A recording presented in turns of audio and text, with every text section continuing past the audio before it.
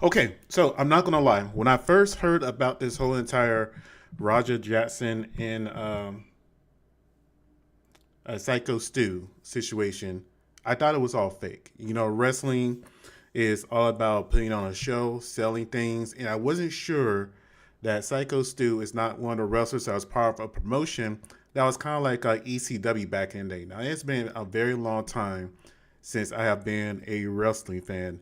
And just to give you the example of how long it's been, it was pretty much during the Attitude Era. The last time I seriously remember watching wrestling was back when Stone Cold Steve Austin was on there causing chaos. Now, with that being said, though, I do not think Psycho Stu is part of the WWE. I think the program he works for is not. I'll look into it a little bit further. They may be affiliated with it some way, but I don't think he's a direct employee or a contractor with them because I don't think they have employees and they have contracts, if I remember correctly. Now, if he was part of WWE, I know Vince McMahon would have a field day with this and try to find ways to sell this, promote it, and everything else, and then say it's business, baby. However, though, this is not the situation. And when I looked at it, I was like, okay, this has got to be some type of promotion. I know Roger is trying to make a name for himself. He's trying to get out his dad's shadow. And I just never imagined a vegan being this passionate. He's a vegan. And thank God he's a vegan, because if he wasn't a vegan and a meat eater, he probably would have unalived the guy. And that's the thing that's so crazy about all this. Whenever I see him and his father do streams together, he seems like such a calm, level-headed young man. To that point where I was like, is that really Rampage's son? Now, they look a lot alike, right? Especially getting close to the face. But I seriously doubted for the longest time that was really his son, just by his demeanor and how calm he is. Yes, he's a fighter also, but there's plenty of fighters out there in the world. And then I saw the video, right? I saw multiple videos, so I can't show the exact video here, but I'll show videos surrounding the situation afterwards and give my opinions on that here. But it did go a little too far. I won't even say a little too far. It went too far after the second punch. Realistically, probably the first punch. Because once he picked him up and slammed him down like that, and he was out cold, I can understand him doing like one punch after that point and not realizing he was knocked out and then stopping there. But he kept going and going and going. And he was egged on by a chat that's probably unemployed, out of shape, and still living in their parents' basement. And that's very unfortunate to see. This could go one or two ways. This could catapult his career, or this could get him in jail. It's one or the other. There's no middle ground here. Because if Psycho Stu gets up and decides to press charges, it's over for him, right? Jackson Jr. is done. There's no career. There's no future. He's going to lose his streaming deals and everything else, right? But if Psycho Stu doesn't press charges and he wants to have this as part of a show to get some get back, they can work out both people's favors. And it sounds kind of crazy to say that, but you got to understand that wrestling in general is a crazy business. Now, I understand the man's a veteran. I understand he sustained some substantial injuries, but that is the nature of the beast of wrestling. If you watch any episode of The Dark Side of the Ring, you will know how problematic and dangerous wrestling is. There's an old saying back in the day that wrestling was fake, but it wasn't necessarily fake. It was just a predetermined outcome. But let's go ahead and play this clip right here first about how Rampage felt about his son.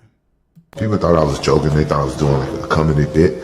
But Rogers and his oldest son, whole life, I knew them two wasn't going to college. And my two Japanese kids, I knew they was going to college. So I saved up college tuition for the two Japanese kids and bail money for Roger and his brother. So if you go to jail, I'm just going to bail them out.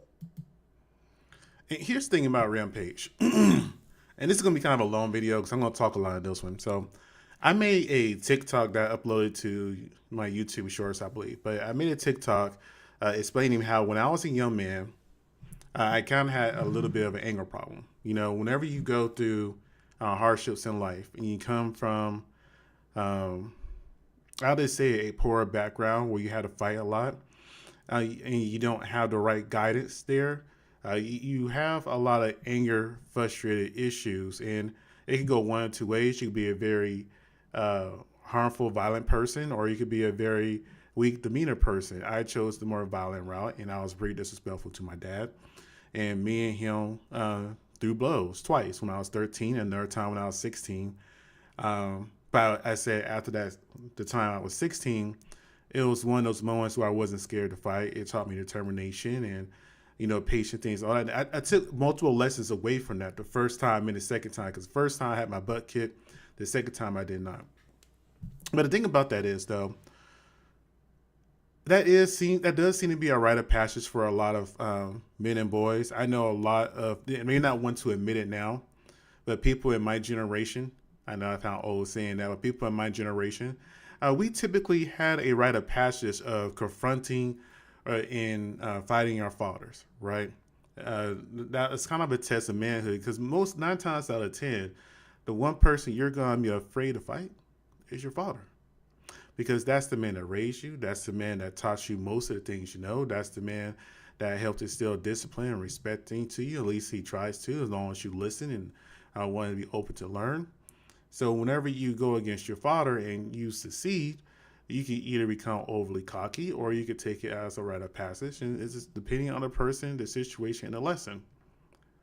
Raja had that same thing too happen to him. Get your ass whooped by your dad. We already got in a fight once. Oh, really? 2 years ago? Yeah. He sucker punched me. Well, I saw the slap. How'd that go for you? And what'd you do? Did you slam him on his head? Oh, yeah. That motherfucker went to the hospital that day. Yeah. I don't play that shit. Were you fighting 3-on-1 though? 2 big bitches came out the room too. Like, leave our man alone. You're like, oh god damn. No, you know what? I felt bad about kicking his ass that day, and to this day, he's the only person I ever guillotined. Oh my god! I never get guillotined on nobody. I didn't want to keep punching him, so I guillotined him, and he wouldn't tap out. And you put him to sleep? Fuck yeah! Wow! Because when he sucker punched me, he almost rocked me, and it was right by I got like this 100-year-old door that turned to like a table. Yeah, it's haunted. Like 200 pounds. If I would have hit my head, I would have died. Oh, but hold on, what was the fight over? Why were you guys fighting? It's private. Because I walked in on him. No. Oh gosh, I was like, man, that ran deep. He's not gonna want me to tell what that fight was over. It was embarrassing for him. Yeah, I don't even. Something stupid. I ain't want him to talk about that. Why? Because it happened. Yeah, I know. Out of all my kids, I got. Here's the thing. 3 boys. I knew. How old were you back then? I was probably like 20. Nah, 21. Not 18, 19. So let's make sure it was over 18. But no, it's his son. He was wrong. He was wrong. He was like 20. But even if it was 14, but even if it's 14, it's your son, and he sucker punched him. But the other thing is like, there's nothing to be ashamed about that you got guillotined by Rampage Jackson. It was just any old dad. Even dads usually win no matter what. But it's your dad's quitting Rampage. He thought he could beat me though. That was the problem. He was saying that he's saying that he can beat me. Get your ass whooped by your. Every single young man has that little bravado, thinking they're the man in the house, that they could take their dad out, everything else. And I'm kind of get something pulled up right quick that I forgot to download. I was going to go directly to TikTok and see if I can get this. I'll get you like a. All right, here we go. I'll get you like a beautiful. This is a little short clip. Let me get this pulled up. Get your ass whooped by your dad. He already.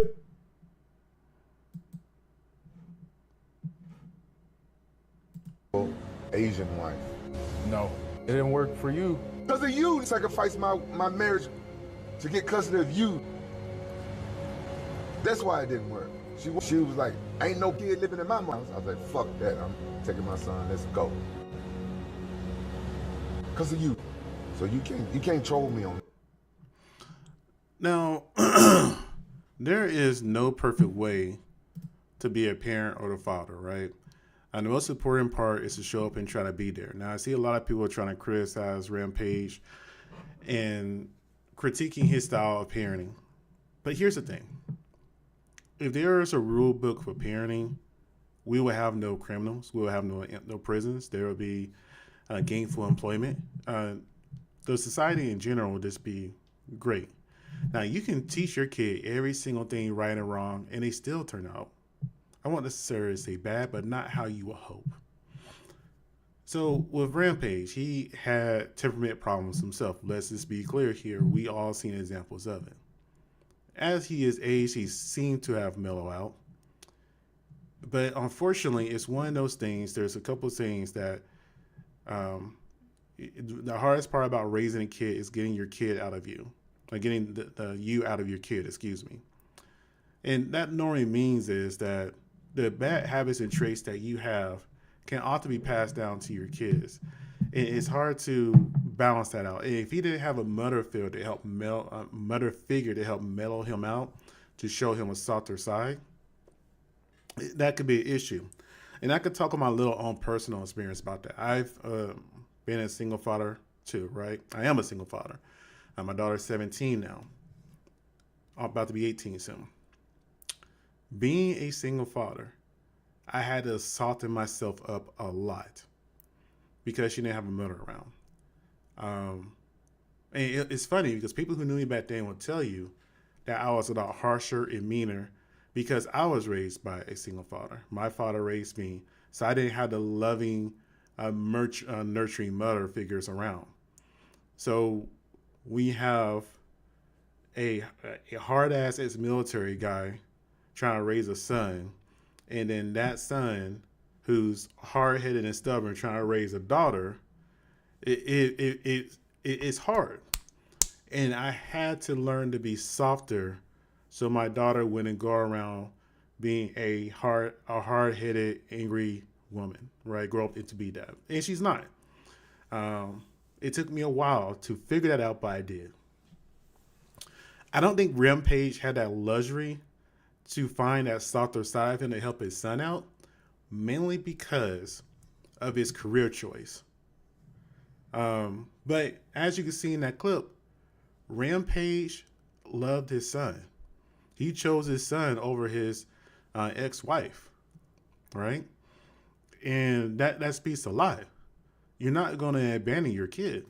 And that's kind of one of those things that I can talk about, how it's kind of hard to blend families together. Because ideally, you're supposed to put your wife above your kids, but at the exact same time, you cannot abandon your kids, especially if you're bringing in from another situation. So in that situation, I do think Rampage did the right thing. But get back to the topic of the video that most people are tuning into. I know we're 13 minutes into. I haven't played the video yet. I just been rambling. I apologize for that. Let's go ahead and watch the video of the incident. Let's go a brief timeline of it. Get your ass whipped by your dad. Let me see here. What, you don't know me? Hell no. Yeah, what the fuck was that? Yeah, we had to skip the whole entire hitting the can, but that's what started this whole entire situation. What the fuck was that? You don't sell it? No, he's not a fucking bro. You see, when he's asking, are you going to sell it? Obviously he's thinking, he's sitting here thinking, oh, okay, he must be another worker, another professional, or just a fan. Fans play into this stuff a lot of the time too. And that's why I thought maybe this is another program kind of like ECW. Let's see. Hey, I got a comment. Let's see. Hopefully Raja never sees the light of day. May he rot in jail. Ah, man. I don't know how to feel about that. We'll see what happens there. What the fuck was that? Hold on. My dad can't never call me a bitch. Straight up. I appreciate it. I didn't know. Now, here's where I had an issue with. So when I first saw the situation, I didn't know that Syko Stu actually went back and apologized. He was like, hey, I'm sorry, I didn't know. I had no idea that happened. So whenever I saw that, I was like, okay, maybe it's all part of the app. Maybe it's all part of the show. I get it. Because if you're an old school wrestling fan and you've seen ECW, you know how ECW got down back in the day. And God, what was the famous wrestler for ECW that had like cut marks on his head? Oh man, I cannot think of him. But he was one of the toughest wrestlers to ever live.